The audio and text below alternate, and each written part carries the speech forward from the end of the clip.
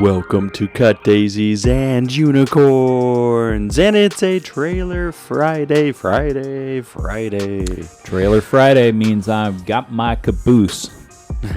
you have your caboose? I am. Well, it's a good thing it hasn't been uncaboosed. Yeah. Hey, I gotta. don't even know. Like, how do you come up with stuff to look forward to? Do you look forward? I think it's probably also putting things on the calendar that you're actually going to have some portion of like adding to you instead of subtracting from you. Yeah. Anticipation is making me wait. That's a lyric to a song. Yeah, anticipation, looking forward. Like, man, I'm really looking forward to that. Yeah. Yeah, I was just contemplating that versus the realism of responsibility. Yeah, because when you start to consider the opposite, you're like, what are the things I'm not looking forward to? Like, Right? and why? Yeah. Like, so why am I not looking forward to it? I'm like, I can. Because usually it's taking from you and not giving to you. So, literally this week, I had to schedule. My week has been so scheduled, and it's not been scheduled in the studio. Necessarily, but in the schedule of it, like there's even parts where like I scheduled, I'm going to work on my website on, I don't know what day it was, probably Tuesday. Yeah. And the whole day was so full of everything else that I didn't get to it, which is Koble-esque in his list. I usually have a longer list than I can accomplish in any given day. Sure.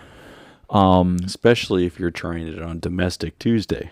Well, I mean, and I had a Domestic Monday too. And so it would, I have a full day on Friday scheduled for nothing more than web development. Wow. I'm not looking forward to it. Yeah, I can imagine. I mean, because it takes me into a thing that I'm not comfortable with, and then I've got to learn that. But, when I was editing the podcast last week, even though we haven't taken the steps to freshen anything up per the conversation in season 6, I think probably episode 10 or something like that. I was thinking, I remember how challenging learning the video editing for the podcast was to me. Yeah. So this is a very similar adaptation of that whole thing. Is I know that once I get through it, life will be better. Right. Like, and you'll see a direct benefit. Well, and that's exactly the thing, is that I know that for me to be able to go forward in my next step, I have to take care of this step. So it doesn't matter how many pots I make. If I don't have a platform to be able to sell them on, I'm never going to be able to sell them. Right. And I have a plethora of inventory in moving toward that. But I put that out there because it ties into our episode. We're going to be talking about whether or not you're stuck. Are you stuck? And what does it take to get unstuck? Are you pursuing something that if you quit, you might consider it a failure? Right. Or do you have anticipation? Are you working towards something that has brought you such joy of the anticipation of it? I don't know. There's lots of stuff in there. Yeah, to me, that's a lot to consider too. Yeah. And when we talk about also as well as, many of the times the things that we're going to need to do to be unstuck is to also have healthy community. And so, and that can be found in, lots of different things as well. Like healthy community could be counseling, could be, just relationships, could be, so there's a lot that can be found within a healthy community. So are we searching for and trying to be able to find, if we don't have healthy community, are we trying to find it? So, yeah. Yeah. Or in the words of Bono, are you at a place where you still haven't found what you're looking for? Still haven't found what I'm looking for. Yeah. Yeah, and there's like what I guess maybe on my drive in, I had kind of a situation on my drive in. Yeah. Because, at Patterson, they're working on that overpass. They're working on that bridge. And I don't know. It looks like they're going to raise it about 2 inches. I mean, it's Chicago. It's possible. I mean, who knows what they're doing? Who knows what they're doing? They're bracing it up. And I'm like, I'm really glad that whatever they're doing might mean that if I'm driving under there, that it doesn't come crumbling down on top of me. Yeah. Which is always hopefully what they would be shooting for in the construction of things. Yeah. But I also am really like it's been pretty much all summer. Like midsummer, I think, is when they closed off the one exit and they, got this thing going. And even with that being like, I'm tired of the backup because they're forcing a 3-lane into a 2-lane and then all these people who are drive up on the 3rd lane, but they're zippering in, but then there's actually 2 exits or 2 ramps involved in the right lane. Like you can't go off, but there are people coming on, and they're coming on from 2 different places, and people are like, this is really a confusing conversation. I'm not tracking with you. Well, what this boils down to is by the time I hit Tui, like yesterday when I came down at 6:30 in the morning, I was a mile and a half from Tui and was backed up in traffic. Already at 6:30. Yes. Wow.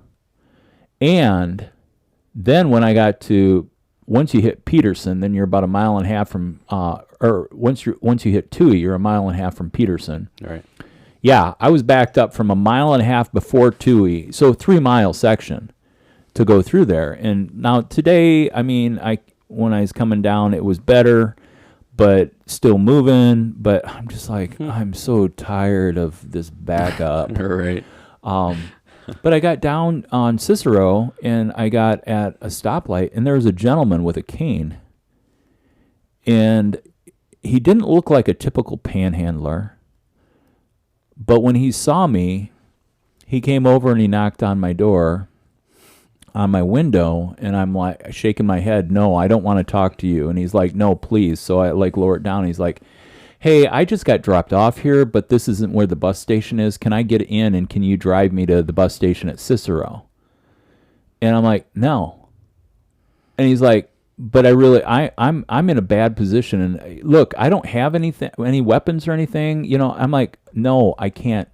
I'm not going to do that. Now, it kind of goes against the grain of what I really wanted to do. Yeah. But I just, and then I was like, this is really stupid, because I actually opened my window for this guy. I could have been carjacked. And so, anyway, just life and experience. And yeah, that's interesting. I mean, I know it would have been okay to start the podcast later and take this. So then, in his goodwill gesture of wanting me to help him, as I'm like, no, sir, I can't. Light is turning green. No, sir, I can't. And so he basically told me to fuck off. I'm like, well, I'm sorry. Right. Right. All right. Now I cannot help you. Man. And then, I mean, and that's the difficulty in the situation, because you also find stories of, people who then take to a further advantage, right? Oh, well, while I'm here, hey, like I need $5 for the, the bus, train, whatever it might be. Like, oh, and give me your car too. For all I know, there's 3 other guys at the place where he wants to stop. Right. I mean, yeah. I don't know. It was one of those. But it's terrible to be able to say, like, within humanity that we're at a place where that occurs, but yet it happens. Dude, I'm sitting back watching the spin of this marble, and I am freaked out. I just on the stuff. It's unmentionable. I'm like, I can't believe we're in situations going through the things that we're going through. Right. Holy cow. And all of those difficulties will remain unnamed because I don't want to get into it right now. Right. It's on the list Oh my gosh. of things we're not going to talk about. Right. Yeah. But if you tune in on Sunday for episode 2, you will find an inclination of my love for numbers. That'll lead us down a rabbit trap. A rabbit trap. a rabbit trail. We talk sport ball. We also talk keys and indicators of, if you're in the family way, some ways to, and directions to point your children. Yeah. Spoken from 2 experienced father figures. Right. And figuratively, we both have been fathers. Mm-hmm. Like, actually. Like real ones. Yeah. I don't even know what a fake one is, but People call me dad. Well, there's people who have never had children who are father figures. Just like at Mother's Day when you're like, hey, mothers and motherly figures. Yeah. And so I see what you're coming at. Yeah. And there's people that, can be the nurturer, caretaker, father figure to people that they did not sire. Mm-hmm.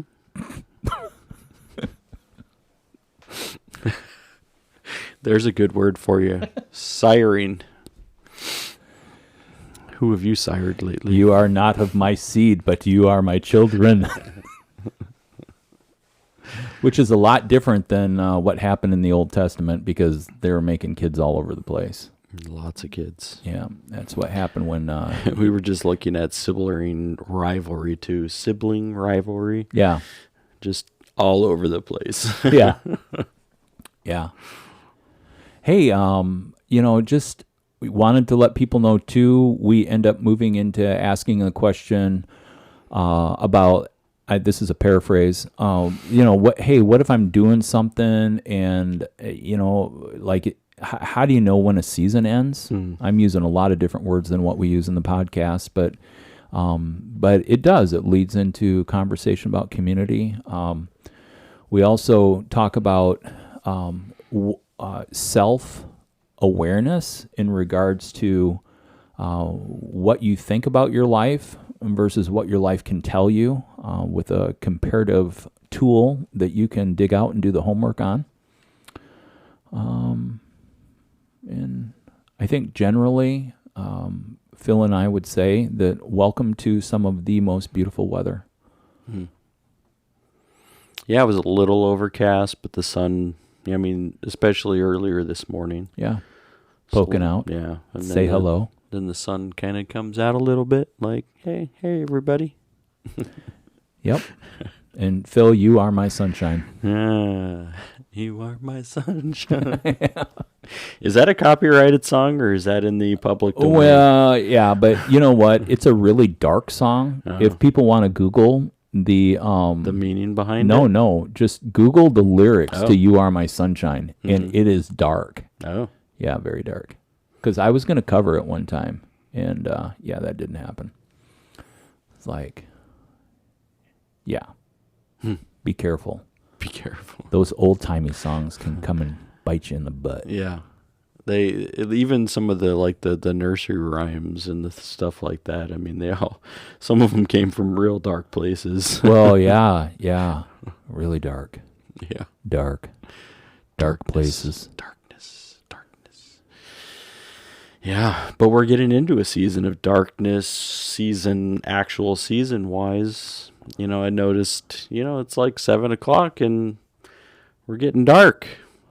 Yeah, and I'm reminded that because of where we are in our time zone, that, we get into end of October, November, December, like the sun's going down around 3:30, 4 o'clock, 4:30. Yeah, it's crazy. And, that's... And yesterday, I was up before the sun was up, and when I got home, it was dark. Yeah. Now, I have lots of windows in the studio and got to enjoy the brilliance of the day. It was beautiful. That is beautiful. It and is. that's where it's like enjoy those moments while you're able. Oh, I mean, I yeah. remember, like work times, like you go in before the sun rises and then you don't leave until the sun's already set and you're Yeah. like, oh, I've just missed a hole. Yeah. Don't miss it. Yeah. Figure out a way. Well, Make and way for it. that's my point about responsibility. It takes work, but the things, again, this kind of goes back to a little what we talked about in episode 1, in that when people are like, oh, well, you're lucky because you got to enjoy the day. No, it's not about luck. It was about planning. I decided that while the sun was shining, I would take a 30-minute break and walk and enjoy what was outside in the day while I could. Yeah. Well, I don't have time for that. No, you didn't make time for that. There's time. Yeah, I mean, the last couple of weeks I've been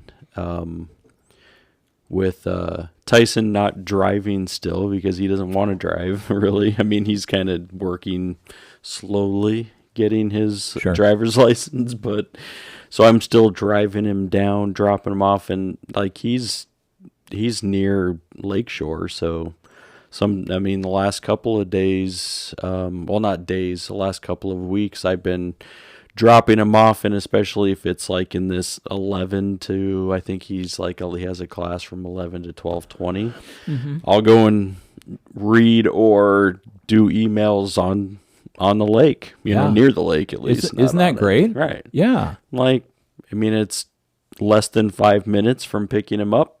Like, so yeah, why not? Why not take up some public space and enjoy? And there's actually something healthy happening in your body when you're next to that water that's ebbing and flowing with your circadian rhythm. Yeah. I mean, if you want me to prove it scientifically, I can't. That's, once again, where being an experiential theologian, I'm going to move to that. I just know that I have great joy that's in my heart when those things can occur. Yeah. So, I mean, I've been sitting on a bench, sometimes reading. Sometimes I have been doing emails and still working while I'm out there as well. How about sitting on a dock of the bay? Were you doing that too? I didn't sit in any docks. Okay. I've sat on the, like, I don't know if it's a retaining wall, but it's like cement wall. And then you get right before the beach. A wave break. Yeah. Yeah. So sometimes I'll sit on that. Sometimes it's on a bench. Sometimes it's just walking. Do you fondly adore the boats and the yachts that are floating? There isn't a lot right now. Oh, the bits and the boats parts. Well, they're probably getting ready for fall winter. Yeah, I think they're making their way out of the marina. So, but yeah, probably getting ready. I think either most of them. I think it's like Labor Day, like post Labor Day. They try to get them stored. Yeah. So, but that is one thing that I never wanted to grow up and become. A boat storage facility, man. I didn't know if you were talking about a boater or, like somebody who actually has to think about that level of, I've got to store the boat, for the sea. Like, I don't have to consider that. Yeah. People say about boats that there's, people's favorite days with boats, the day they buy it and the day they sell it. I personally am enough of a pragmatist that I'm like, I have a hard time paying money for the house that I live in. Like, I mean, I know I need to. Right. This is a part of living. Is the cost of living is, the habitat that you take up. Sure. I have an even harder or more difficult time just grasping the idea of paying thousands of dollars for a section of water where you can float your boat so that you can go be on your boat whenever you'd like, but you're renting the space for the boat to float. Right. Yeah, boats are, and that's probably the reason for the best day is when you buy it, the next best day is when you sell it. Like, because to me, like, they're so expensive, especially a lot of, like if you go walk by the marinas in some of these like these boats are no joke. We're not talking about a rowboat. Right. We're not talking about a canoe. Right. It's not a kayak. No. Big boats. Big boats. Yep. I mean, like, and then like couple $100,000 boats. I mean, $500,000 boats and $1 million boats and $1 million boats. And those boats, the owners don't come to drive them. Right. They have people who are on call to come and boat them to where they're boating, which is Lake Michigan. Right. Yeah. Crazy. There are people who are listening to this and be like, "You guys are sheltered." Or sheltered. We are sheltered. Right. And our perceived reality is a very comfortable place where we spend time. And so we just want to invite you in and give you a sneak peek. If you are struggling with figuring out how your head works, we would like to compound that matter and just invite you in to try to see how our heads work. Yeah, if you can try to be able to even discern that. And throw back your head and laugh. Ha, ha, ha. That sounded like a boatman's laugh. Captain, Captain, my captain, Captain of the sea. Captain of the sea. Oh, yes. The old man in the sea. Well, the sea's still there. The old man lost the battle. Yeah, true. All right. I think that's it, huh? I think we're good. We're going to wrap up this Friday, Trailer Friday. And I'm going to move my caboose right on down the line. And you all are going to now look forward to the episode on Sunday. Anticipate. Anticipation. Anticipate it. Right. Really, for not having any idea what we were going to do, it turned out okay. Yeah. Usually it does. We should let them know, though, the Halloween episode's coming. Oh, yeah. Yeah, and so we're going to go paranormal. We're going to go fringe. We're going to dive in. And we might even talk about some hauntedness of Chicago. And I ran into a murder mystery. Oh. So I'm holding it back. Okay. But it's going to be good. It's a teaser, everybody. Oh, I love to tease. Especially when it makes Phil giggle. Right.